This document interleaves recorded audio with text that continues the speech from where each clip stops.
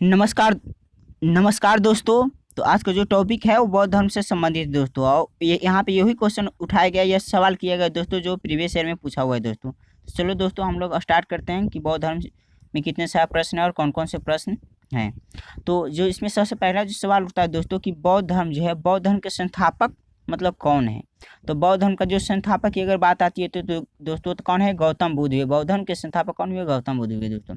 इन्हीं को क्या कहा जाता है, एशिया का, इनको क्या कहे, एशिया का ज्योतिपुंज या लाइट ऑफ एशिया कहा जाता है। किनको, तो गौतम बुद्ध को क्या कहा जाता है, लाइट ऑफ एशिया या एशिया का ज्योतिपुंज कहा जाता है दोस्तों। अगला है गौतम बुद्ध, यानी गौतम बुद्ध का जन्म। गौतम बुद्ध का जन्म है ना, गौतम बुद्ध का जन्म कब और कहाँ हुआ था। तो गौतम बुद्ध का जो जन्म हुआ था दोस्तों 563 ईसा पूर्व में, 563 ईसा पूर्व में कहाँ हुआ था, तो कपिलवस्तु में हुआ था। कपिलवस्तु के लुम्बिनी में हुआ था। किनका जन्म, गौतम बुद्ध का जन्म हुआ था।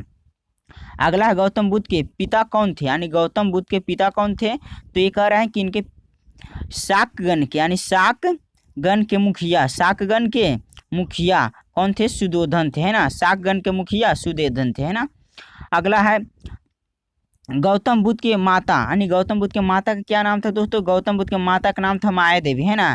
तो बोल रहे हैं कि इनकी मृत्यु कब हुई थी, यानी गौतम बुद्ध के माता की मृत्यु कब हुई थी। तो कहता है कि इनके जन्म के 7वें दिन ही इनकी मृत्यु हो गई थी। किनकी मृत्यु हो गई थी, तो गौतम बुद्ध की माता का मृत्यु जन्म के 7वें दिन ही हो गई थी दोस्तों। अगला क्वेश्चन है दोस्तों कि जब इनकी मृत्यु हो गई थी, जब इनकी मृत्यु हो गई थी तो इनका लालन पालन कौन किया, यानी गौतम बुद्ध का मतलब जो लालन पालन कौन किया था दोस्तों, गौतम बुद्ध का लालन पालन इनके सौतेली माँ कौन थी, प्रजापति ने इनकी लालन पालन किया। अगला है गौतम बुद्ध के बचपन का नाम क्या था दोस्तों, गौतम बुद्ध के बचपन का नाम था सिद्धार्थ दोस्तों। अगला गौतम बुद्ध का विवाह कब और किससे हुआ था दोस्तों। तो सबसे पहली बात आता है कि विवाह कब, यानी कब हुआ था, तो 16 वर्ष की आयु में इनके विवाह हो गया था दोस्तों गौतम बुद्ध के। किससे हुआ था दोस्तों, तो यशोधरा से हुआ था दोस्तों, है ना। यानी कि सवाल में ये भी पूछ सकता है कि गौतम बुद्ध की पत्नी का क्या नाम था, तो यशोधरा था दोस्तों। गौतम बुद्ध के पुत्र, यानी गौतम बुद्ध के पुत्र का क्या नाम था दोस्तों, है ना। तो गौतम बुद्ध के पुत्र का नाम राहुल था दोस्तों, है ना। गौतम बुद्ध के पुत्र का नाम क्या था, राहुल था। अगला सिद्धार्थ जब कपिलवस्तु की सैर पर निकले तो उन्होंने क्या क्या देखा, यानी जब कपिलवस्तु के सैर पर निकले गौतम बुद्ध तो क्या क्या देखा दोस्तों। तो सबसे पहले उन्हें बूढ़ा व्यक्ति देखा, फिर बीमार व्यक्ति देखा, फिर शव देखा, और क्या देखा, सन्यासी देखा। सांसारिक समस्याओं से व्यथित होकर सिद्धार्थ ने अपना घर के त्याग कब किया दोस्तों, यानी गृह त्याग कब किया। तो उन्होंने 29 वर्ष की अवस्था में अपने गृह को क्या कर दिए, त्याग कर दिए। कौन त्याग किए, तो गौतम बुद्ध ने अपने घर की त्याग कर दिया 29 वर्ष की अवस्था में। नेक्स्ट क्वेश्चन है दोस्तों कि गौतम बुद्ध कि गृह त्याग को बौद्ध धर्म में क्या कहा गया, यानी जो अपना घर को त्याग किए गौतम बुद्ध तो उसको बौद्ध धर्म में एक अलग नाम से जाना गया दोस्तों। उसको क्या, किस नाम से जाना गया, तो महाभिनिश कर्मण के नाम से जाना गया इनको, गृह त्याग को बौद्ध धर्म में। अगला है गृह त्याग, है ना। गृह त्याग के बाद सिद्धार्थ ने कहाँ से सांख्य दर्शन की शिक्षा ली थी, यानी जो घर को त्याग दिए थे तो सिद्धार्थ ने कहाँ से सांख्य दर्शन की शिक्षा लिए थे, तो वैशाली के अलार कलाम से लिए थे। वैशाली के अलार कलाम थे जो इनके प्रथम गुरु हुए। यहाँ पे सवाल भी कर रहा है दोस्तों कि सिद्धार्थ के प्रथम गुरु कौन हुए, सिद्धार्थ के प्रथम गुरु कौन हुए, तो अलार कलाम ही हुए इनका प्रथम गुरु। अलार कलाम के बाद सिद्धार्थ ने किससे शिक्षा ग्रहण लिया, यानी जब अलार कलाम से शिक्षा ग्रहण कर ली उसके बाद इनका गुरु कौन हुए दोस्तों, अगला गुरु कौन हुए, तो राजगीर के रुद्रराम पुत्र से लिए थे, है ना। कहने का मतलब कि अलाकराम के बाद सिद्धार्थ ने किससे शिक्षा ग्रहण की थे, तो राजगीर के रुद्र राम पुत्र से शिक्षा ग्रहण किए थे। अगला सिद्धार्थ को किस नदी के किनारे ज्ञान किया, यानी सिद्धार्थ को किस नदी के किनारे ज्ञान की प्राप्ति हुआ दोस्तों, तो निरंजना नदी के तट पे, यानी निरंजना नदी के किनारे इनको ज्ञान की प्राप्ति हुआ है दोस्तों, जिसको निरंजना नदी के फल्गु नदी के नाम से भी जाना जाता है दोस्तों। अगला है ज्ञान प्राप्ति के बाद सिद्धार्थ, और जब उनको ज्ञान की प्राप्ति हो गया दोस्तों तो एक अलग नाम से जाने गए। जो क्या थे, कौन से नाम से जाने गए, तो गौतम बुद्ध के नाम से जाने गए। कौन, तो सिद्धार्थ। नेक्स्ट सवाल है दोस्तों कि बुद्ध का शाब्दिक अर्थ क्या होता है दोस्तों। तो बुद्ध का जो शाब्दिक अर्थ होता है दोस्तों प्रकाशमान होता है। क्या होता है, बुद्ध का शाब्दिक अर्थ होता है प्रकाशमान होता है दोस्तों। नेक्स्ट क्वेश्चन है दोस्तों कि बुद्ध का ज्ञान प्राप्ति स्थल क्या कहला, यानी जो जिस स्थान पर उनको ज्ञान की प्राप्ति हुआ था दोस्तों, जिस स्थान पर उनको ज्ञान की प्राप्ति हुआ दोस्तों, वो स्थान क्या कहला है दोस्तों, तो बोध गया के नाम से जाना गया दोस्तों। और बोध गया कहाँ पड़ता है दोस्तों, तो बिहार में पड़ता है दोस्तों। बुद्ध ने अपना पहला उपदेश यानी ज्ञान प्राप्ति के बाद जो उपदेश दिए थे सर्वप्रथम कहाँ दिए थे, कहाँ दिए थे दोस्तों, तो सारनाथ में दिए थे, है ना। कहाँ दिए थे, सारनाथ। यानी बुद्ध ने अपना पहला उपदेश कहाँ दिए थे, सारनाथ में। कहाँ पड़ता है, ऋषिपत्तनम में पड़ता है दोस्तों।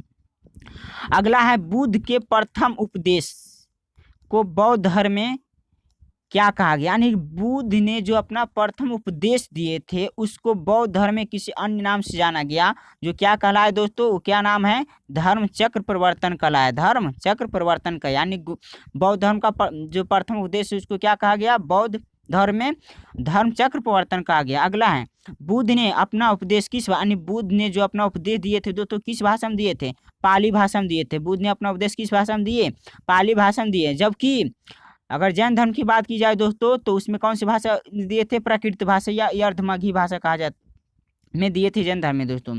अगला बुद्ध ने अपना उपदेश किन मुख्य राज्यों में दिया था, यानी बुद्ध ने अपना जो उपदेश दिए थे कहाँ कौन कौन से राज्य में दिए थे दोस्तों, तो कौशल में दिए, वैशाली में दिए और कहाँ दिए, कौशाम्बी में दिए दोस्तों। अगला बुद्ध ने अपना सर्वाधिक उपदेश, यानी बुद्ध ने सबसे ज्यादा जो उपदेश दिए दोस्तों कहाँ दिए, तो श्रावस्ती में दिए दोस्तों। श्रावस्ती कौशल की राजधानी श्रावस्ती दोस्तों है। यहाँ पे एक सवाल और भी सवाल है दोस्तों, इसमें से हुआ है कि पूछ सकता है कि कौशल की राजधानी कहाँ है, तो श्रावस्ती है दोस्तों। नेक्स्ट क्वेश्चन है दोस्तों, बुद्ध के प्रथम अनुयायी, बुद्ध के प्रथम अनुयायी, बुद्ध के प्रथम अनुयायी शासक कौन कौन थे, है ना। यहाँ पर सवाल यहाँ पे 2-3 प्रकार से पूछा जाता है दोस्तों।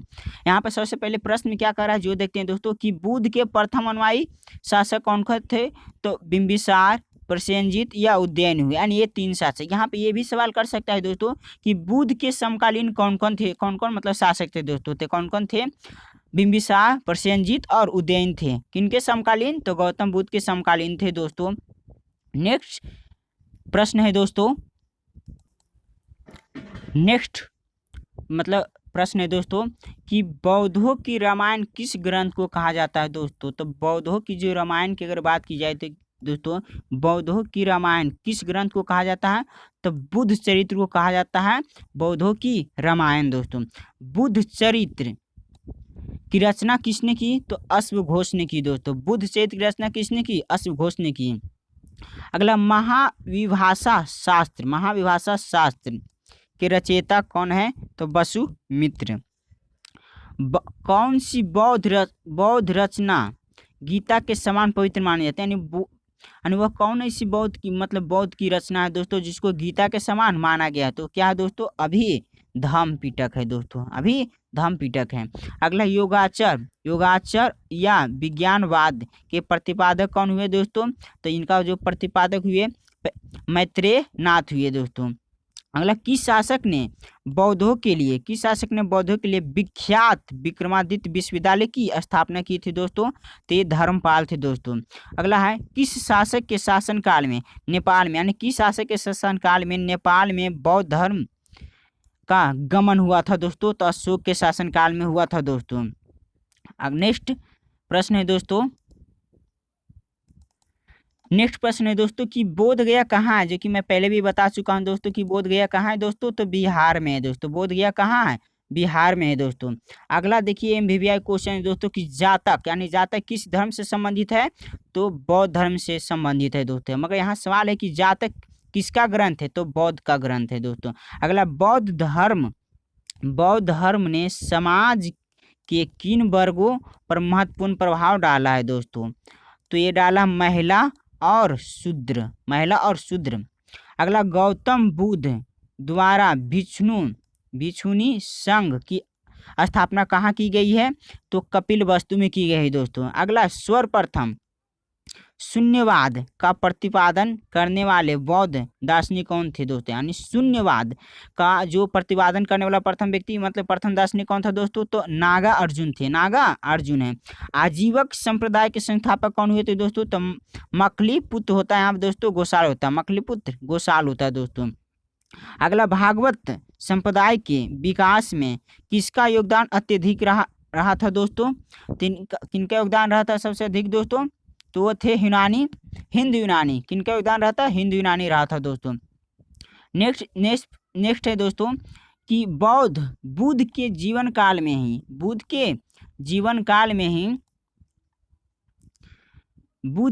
काल में ही संघ प्रमुख कौन होना चाहता था दोस्तों? बुद्ध के जीवन काल में ही संघ प्रमुख कौन होना चाहता था? तो देवदत्त होना चाहता दोस्तों। कौन होना चाहता था? देवदत्त। अगला है वासुदेव कृष्ण की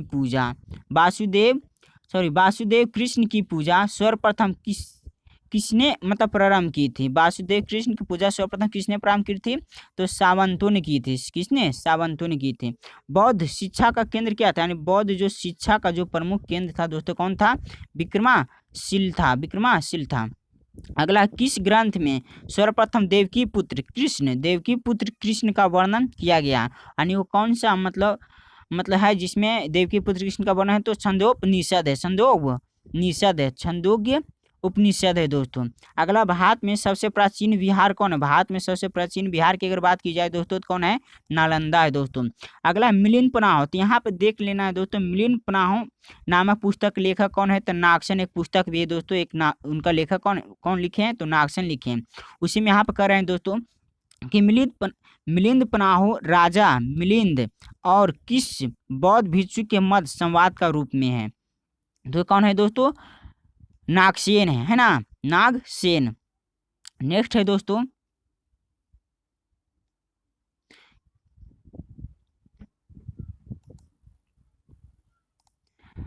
क्या है? महायान बौद्ध धर्म में बोधिसत्व या अवलोकितेश्वर को किस अन्य नाम से भी जाना जाता है दोस्तों? तो किस नाम से जाना जाता है? पदम पानी के नाम से भी जाना जाता है दोस्तों।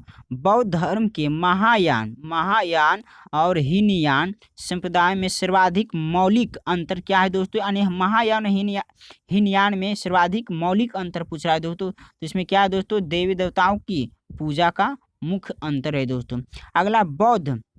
अगला है महात्मा बुद्ध किस क्षत्रिय कुल से थे दोस्तों? तो शाक्य कुल से थे दोस्तों। ये बहुत ही MBBI क्वेश्चन है दोस्तों।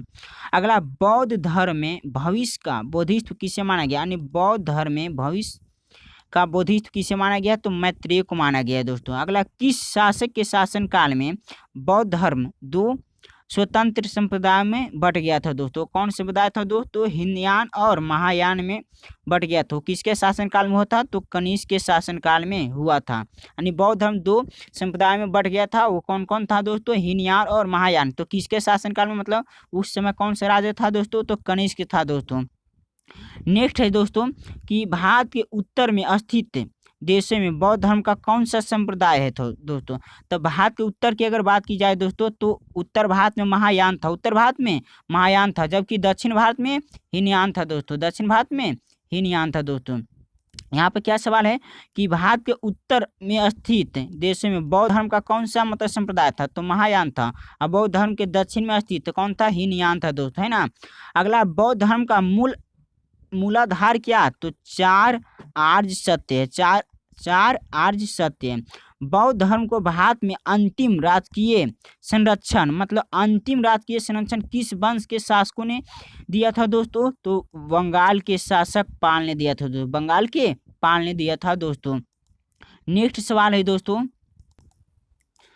बुद्ध की मृत्यु कब और कहाँ हुई थी दोस्तों? बोला बुद्ध की मृत्यु कब और कहाँ हुई थी? तब बुद्ध का जो मृत्यु हुआ था दोस्तों 483 ईसा पूर्व में कुशीनगर में हुआ दोस्तों, जो कि बहुत ही MBBI है दोस्तों, है ना। बुद्ध की मृत्यु कब और कहाँ हुई थी दोस्तों? तो बोला कि 483 ईसा पूर्व में कहाँ हुआ था? तो कुशीनगर में हुआ था दोस्तों, जो कहाँ पड़ता है? यूपी में पड़ता है, यूपी देवरिया में पड़ता है दोस्तों। अगला है, बुद्ध की मृत्यु को बौद्ध धर्म में क्या कहा गया दोस्तों? तो बुद्ध की जो मृत्यु को बौद्ध धर्म में महापरिनिर्वाण कहा गया दोस्तों। क्या कहा गया? महापरिनिर्वाण कहा गया दोस्तों, है ना।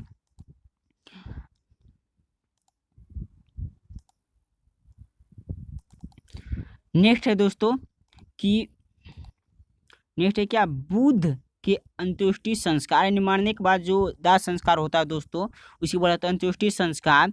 मतलब अत्यंत सम्मानपूर्वक किसने किया था दोस्तों? तो अत्यंत सम्मानपूर्वक जो किया था मलो ने किया था दोस्तों। किसने किया था? मलो ने किया था इनका अंत्येष्टि संस्कार जो होता है दोस्तों। बुद्ध के जन्म का प्रतीक, यानी बुद्ध जो बौद्ध है, यानी बुद्ध के जन्म का प्रतीक पूछ रहा है, तो कमल और सार था दोस्तों। अगला, बुद्ध के मृत्यु का, यानी बुद्ध के मृत्यु का प्रतीक क्या है दोस्तों? तो स्तूप है दोस्तों। अगला, बुद्ध के जन्म एवं मृत्यु की तिथि को किस अभिलेख के आधार पर निश्चित किया, यानी कौन सा अभिलेख है दोस्तों जिसके आधार पर मतलब इनकी जन्म और मृत्यु का मतलब आकलन किया गया है दोस्तों?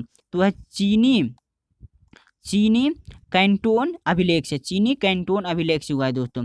बौद्ध धर्म के बारे में विशद ज्ञान कहाँ से प्राप्त होता है दोस्तों? तो पाली, यानी पाली है त्रिपिटक से, पाली त्रिपिटक से।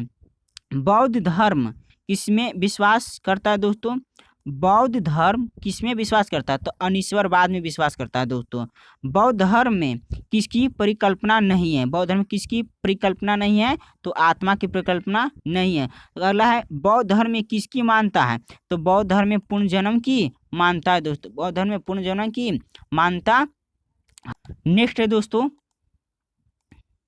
कि तृष्णा, कौन? तृष्णा के छीन हो जाने की व्यवस्था को बुद्ध ने क्या कहा? यानी तृष्णा के छीन हो जाने की अवस्था को बुद्ध ने क्या कहा दोस्तों? तो उसने क्या कहा? निर्वाण कहा है दोस्तों।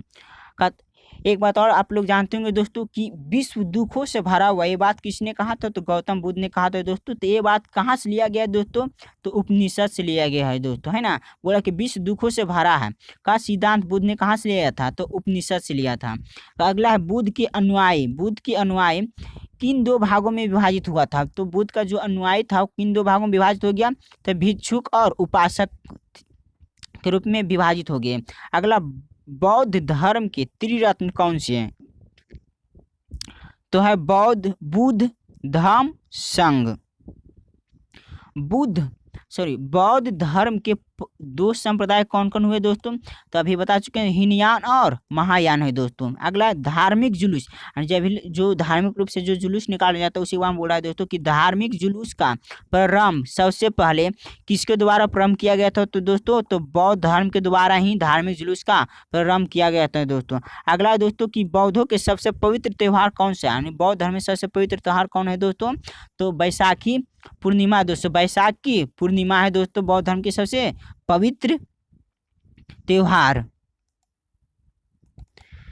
नेक्स्ट क्वेश्चन है दोस्तों कि बौद्ध धर्म का परम लक्ष्य क्या है दोस्तों? बौद्ध धर्म का जो परम लक्ष्य की अगर बात की जाए दोस्तों तो क्या है? निर्वाण है। क्या है? निर्वाण। अगला, बौद्ध धर्म और जैन धर्म में क्या, यानी ये बहुत ही भिविया है दोस्तों। यानी बौद्ध धर्म और जैन धर्म में क्या समानता है दोस्तों? तो दोनों में एक अनिश्वरवाद की समानता है। क्या? अनिश्वरवाद है। सर्वाधिक बुद्ध मूर्तियां का निर्माण किस शैली में, यानी सबसे ज्यादा जो मूर्तियां का जो निर्माण हुआ किस शैली में हुआ दोस्तों? तो गांधार शैली में हुआ दोस्तों। किस शैली में हुआ? गांधार शैली में हुआ। बुद्ध की प्रथम मूर्ति, यानी बुद्ध की प्रथम मूर्ति किस कला के अंतर्गत आता है दोस्तों? तो मथुरा कला के अंतर्गत आता है दोस्तों। अगला, जातक, यानी फिर भी बता रहा हूँ कि यहाँ पे एक सवाल और मैं बताना चाह रहा हूँ कि जातक पूछेगा, जातक किस धर्म से संबंधित है दोस्तों? तो बौद्ध धर्म से संबंधित है दोस्तों। जातक कथाएं किस धर्म से संबंधित है? तो बौद्ध धर्म से है दोस्तों। बौद्ध ग्रंथ यानी त्रिपिटक की रचना किस भाषा में हुई दोस्तों? तो पाली भाषा में हुई दोस्तों। यहाँ पे ये भी पूछ सकता है कि त्रिपिटक किससे संबंधित है? तो बौद्ध धर्म से संबंधित है दोस्तों। सांची का स्तूप किसने बनाया था दोस्तों? तो अशोक ने बनाया था दोस्तों। किसने बनाया था? सांची का स्तूप किसने बनाया था? अशोक ने बनाया था दोस्तों। तो बोल रहा है कि सांची किसके लिए विख्यात है दोस्तों? तो सबसे बड़े बौद्ध स्तूप के लिए, सबसे बड़े बौद्ध स्तूप के लिए विख्यात है दोस्तों। अगला है दोस्तों कि मठ, मंदिर, स्तूप किस धर्म से संबंधित है दोस्तों? तो मठ, मंदिर और स्तूप किस धर्म से संबंधित है? तो बौद्ध धर्म से संबंधित है दोस्तों। नेक्स्ट है दोस्तों कि जैन धर्म, बौद्ध धर्म दोनों के उपदेश किसके शासनकाल में दिए गए? तो बिंबिसार के शासनकाल में दिए गए। बौद्ध धर्म ग्रहण करने वाली प्रथम महिला कौन थी? तो महाप्रजापति गौतमी थी। अगला, बुद्ध के गृह त्याग का प्रतीक, यानी जो बुद्ध ने घर को त्याग किया था उसका प्रतीक क्या है दोस्तों? अश्व। अश्व मतलब घोड़ा है दोस्तों। अगला, बौद्ध धर्म एवं जैन धर्म में कौन सी बात समान है, यानी बौद्ध धर्म और जैन धर्म में कौन सी बात समान नहीं है, तो अहिंसा है दोस्तों। अगला हेलियोडोरस का वेसन नगर, हेलियोडोरस का बेस नगर अभिलेख किससे संबंधित है, तो संकर्षण तथा वासुदेव से संबंधित है। अगला राजा मिलिंदपनाह के साथ किस बौद्ध भिक्षु के संवाद हुए थे, तो नागसेन के हुए थे दोस्तों। ये बहुत ही एमबीबीआई क्वेश्चन है दोस्तों। नेक्स्ट है दोस्तों कि महाधार्मिक घटना महामस्तक का अभिषेक किससे संबंधित है दोस्तों, तो बाहुबली से संबंधित है दोस्तों। अगला प्रथम बौद्ध संगीति कब हुआ और कहाँ हुआ था दोस्तों, तो हुआ था सबसे पहला जो बौद्ध संगीत हुआ था दोस्तों 483 ईसा पूर्व में हुआ था दोस्तों। कब हुआ था, 483 ईसा पूर्व में हुआ था दोस्तों, और राजगीर में हुआ था दोस्तों। इसका मैं एक ट्रिक बता रहा हूँ दोस्तों, मतलब कहाँ हुआ था दोस्तों। तो इसका ट्रिक है दोस्तों RVP के, है ना, RVP के, है ना। यानी आर कहे तो पहला राजगीर में हुआ था, दूसरा वैशाली में, तीसरा पाटलिपुत्रा में, और चौथा कुंडलग्राम में हुआ था दोस्तों, है ना। तो ये 4 जगह हुआ था। अब बात आ रही थोड़ा सा दोस्तों कि आर यानी पहला जो हुआ था दोस्तों 483 ईसा पूर्व में हुआ था, दूसरा 100 साल के बाद हुआ, यानी 383 ईसा पूर्व में हुआ था दोस्तों। अब नेक्स्ट है यहाँ पर दोस्तों, अभी तो ये ट्रिक दिमाग में रखना, RVP के मतलब समझ रहे हैं दोस्तों ये जगह कहाँ कब हुआ था दोस्तों। अगला प्रथम बौद्ध संगीत के अध्यक्षता की बात की जा रही दोस्तों, तो महाकश्यप ने की थी प्रथम बौद्ध संगीत की अध्यक्ष। अगला किसके द्वारा प्रथम बौद्ध संगीति को संरक्षण दिया गया था दोस्तों, तो अजात शत्रु, यानी उस समय कौन था राजा दोस्तों, अजात शत्रु था दोस्तों। अगला द्वितीय बौद्ध संगीति, तो द्वितीय बौद्ध संगीति कब और कहाँ हुआ था, 383 ईसा पूर्व में हुआ था दोस्तों। अभी ट्रिक बता चुके हैं, RVP के भी यानी वैशाली में हुआ था दोस्तों। अगला द्वितीय बौद्ध संगीत कहाँ हुआ था, द्वितीय बौद्ध संगीत कहाँ, तो वैशाली में। इनकी अध्यक्षता किसने की थी, तो सावा कामी ने की थी दोस्तों। किसने की थी, सावा कामी ने की थी दोस्तों। नेक्स्ट है दोस्तों कि द्वितीय बौद्ध संगीति किसके शासनकाल में हुई थी, तो द्वितीय बौद्ध संगीति जो हुआ था दोस्तों कालाशोक के शासनकाल में हुआ था दोस्तों। किनके शासनकाल में हुआ था, कालाशोक के शासनकाल में हुआ था दोस्तों। नेक्स्ट है दोस्तों कि तृतीय बौद्ध संगीत अभी मैं बता चुका हूं दोस्तों कि तृतीय RVP यानी पाटलिपुत्रा में हुआ दोस्तों, है ना। तो तृतीय बौद्ध संगीत कब, यानी कि 255 ईसा पूर्व में हुआ था दोस्तों। 255 ईसा पूर्व में कहाँ हुआ था, तो पाटलिपुत्रा में हुआ था दोस्तों। और किसके शासनकाल में हुआ था, अशोक के शासनकाल में हुआ था दोस्तों। करता तृतीय बौद्ध संगीत की अध्यक्षता किसने की थी, मोगलीपुत्र तीस ने की थी। अगला चतुर्थ बौद्ध समिति दोस्तों, तो चतुर्थ बौद्ध समिति अभी बता चुके, RVP के फॉर कुंडलवन हो गया दोस्तों। तो एक कब हुआ था, तो 72 ईसा पूर्व, यानी इसको बोल सकते हैं प्रथम शताब्दी में बोल सकते हैं दोस्तों, प्रथम शताब्दी में हुआ था। अगला है चतुर्थ बौद्ध संगीति की अध्यक्षता किसके द्वारा की गई थी, है ना, तो वसुमित्र के द्वारा, या इसको कहते हैं अश्व घोष के द्वारा दोस्तों किया गया था। अब लास्ट प्रश्न है दोस्तों कि किसके द्वारा चतुर्थ बौद्ध संगीत के संरक्षण प्रदान, जो चतुर्थ बौद्ध संगीत उस समय राजा कौन था, तो कनिष्क था दोस्तों। कौन था उस समय जो राजा था दोस्तों, कनिष्क था, है ना, कनिष्क। और इस टाइप से बौद्ध धर्म से जितने भी सारे प्रश्न थे दोस्तों हमने यहाँ पे बताया दोस्तों कि कौन कौन से प्रश्न इसमें MVI दोस्तों, ये सारा टोटल का टोटल पूछा हुआ है दोस्तों। इसमें कोई भी दो मत वाली बात नहीं है कि इसमें कोई पूछा हुआ नहीं है, सभी MVI है दोस्तों। थैंक यू दोस्तों, अगर अच्छा लगा दोस्तों तो लाइक और सब्सक्राइब करना ना भूले दोस्तों। थैंक यू दोस्तों।